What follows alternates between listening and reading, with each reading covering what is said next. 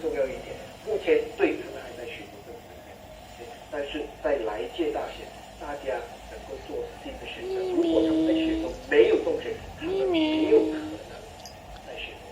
所以他们一脚踏两船，左右逢源。这个伊斯兰党的这个情况呢，目前没办法，因为他是不要咬人。来的一个政府啊，已经差不多走到尾声了，大家忍多几个月啊，又在投票，他们拿不到票那是他们的事情了啊，所以他们这边又要跟反对党在一起，那边又要跟人民很快能够做出这个决定。